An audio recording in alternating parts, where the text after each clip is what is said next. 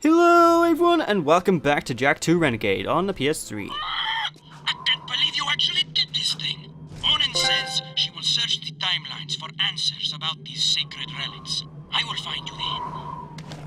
Okie dokie, and yes, the graphics were glitching up there. I think it's the HD port that caused the graphics glitch. It happens from time to time, what can I say? It's not a perfect port of the game. But today, ladies and gentlemen, I'm One Wild Sheep yet again, and today we are going ahead on back into the city, and as Pekka said, we don't go straight to owning like I insinuated in the last part. Instead, we got to go and return to two specific places first. The first place of which we're going to go to is the Dark Jak Relic Ancient Evil. I'ma give you a power-up thingy, because we got enough metalheads now, ladies and gentlemen, in order to gain our new Dark Jak power, which is essentially a second screen nuke that we're able to gain access to, which is pulled off by doing basically the uppercut move. It's not as cool as the first move we get, and I don't think it's any different in terms of damage output, but hey, it exists, so we're gonna pick it up right away. The metalheads have always feared you, angry one. Even now, the metalhead leader realizes you can destroy him and save the last chance for our race. You now have control of another dark power. Good. So yeah, press square then X and we'll basically do a giant spin jump which electrocutes all enemies in the area. Now it's time to return to our next character. Well, as you can see on the minimap, we need to go back to Torn for one of the more temperamental missions of the game. This mission can give you a few tries during your first run. I did find my run of this, so I'm happy enough to say that. But it can be quite tricky, needless to say. The city's on high alert. What the hell did you two do? Us? Nothing. We've been, sightseeing. Right, Jack? Really? Then why are the Crimson Guard looking for a dangerous young man with light hair, blue tunic, and a rabbit orange rat on his shoulder? Could be anyone. Orange is the new black this season. Look, we climbed up to the Baron's palace, and we tripped a few alarms. Oh, right, that too. What? I didn't authorize a strike on the... Hey, we kicked the Baron's ass. Unfortunately, he escaped. And we overheard a secret meeting with the leader of the Metalheads. You saw the metalhead leader? No, he was on some communicator, but we heard him talking with Baron Praxis. The Baron is bribing the Metalheads with eco. It will never be enough. But the Baron's gonna double-cross him. Is that so? Well, our good Baron's wonderful charm must have angered someone, because there's word from the wasteland that metalhead armies are on the move again. Why didn't you tell me Ashlyn was Praxis's daughter? What's your connection with her? That's none of your business. Since you've stirred up the Wumpy's nest, you and Whiskers here get to move 4 of our people to new safe houses. Shuttle each agent to a location they specify. Move all of them without any casualties. Don't screw this up, Jak. Would I screw it up? The One Welsh Sheep, the greatest Let's Player on YouTube. If only that were true. But anyway, what we do need to effectively do by here is we need to go to each of these glowing light things and pick up each of these underground guy things, the people that we, the members of the underground. We need to go and pick them up and drop them off at specific rendezvous points that is highlighted both on the minimap by a giant green pulsating dot and in general by a giant light. And one of the things I do like about this game's design, and this is also true in the sequel Jak 2, is if you look up in the sky, whenever you need to go somewhere in particular, you can just see a giant beam of light that just exists purely to tell you where to go. And I like to think of it as the gods smile upon your adventure, because the gods themselves are like, okay, young one, go to this designated point and thou shalt do something epic. And, Zeus is sitting down on his throne one day watching the adventures of Jak, and he's like, I can dig this.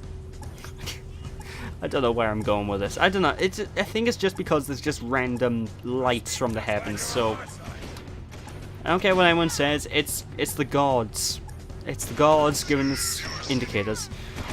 But this mission's main thing that causes it to be a pain in the ass is the enemies, because very early on in the missions you're going to start getting attacked by each of the Crimson Guard goons, and for some reason they're extremely accurate in this mission, and because you need to stop and pick up specific people, you'll find your whatever aircraft you're in getting blasted by basically an onslaught of bullets, which essentially means, well, good luck getting through this without your airship blowing up. And if your airship blows up, well, your health goes down very low, as you can see. But basically, blowing up an airship results in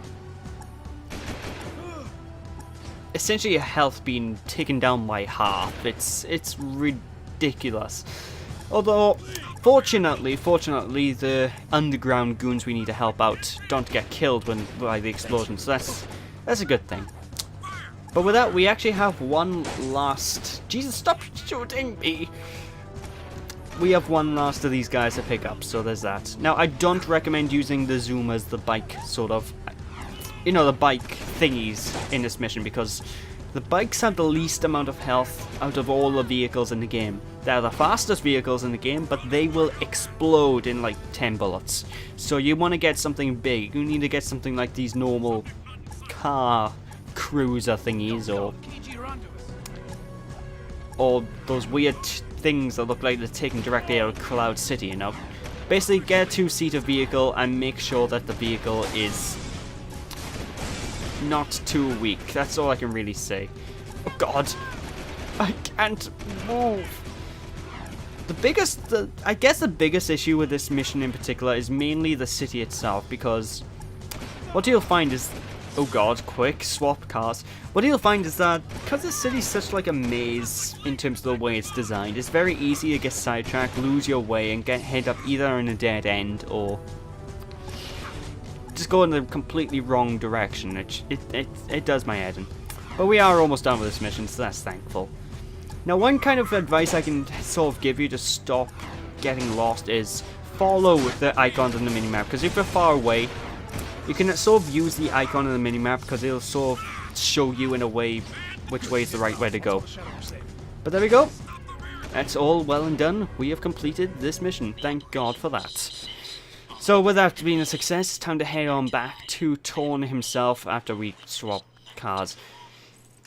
And it really annoys me, after that mission, you don't get the Crimson Guard goons still chase you. They still shoot you down even though the mission's done, and that really annoys me. I like it in GTA when you do a mission and you completed it, the cops would stop chasing you, you know. There's a bit of design that's... It makes no sense realistically, but I like it in terms of games, you know? Scouts report movement in Deadtown. Creatures moving toward the sacred site, just as before. What happened, before? Metalheads broke through the old city wall. We fought them, but then the Baron pulled back, leaving everyone outside the new barrier to die. Only the Shadow stayed and somehow stopped the attack. And now you expect us to go out there again? You catch on fast. If you prevent the Metalheads from reaching the sacred site, the Shadow will be most grateful. He might even ask to see you. Hey, I'm probably wasting this, but here's a Vulcan barrel for that pea shooter of yours. Believe me, you're gonna need it.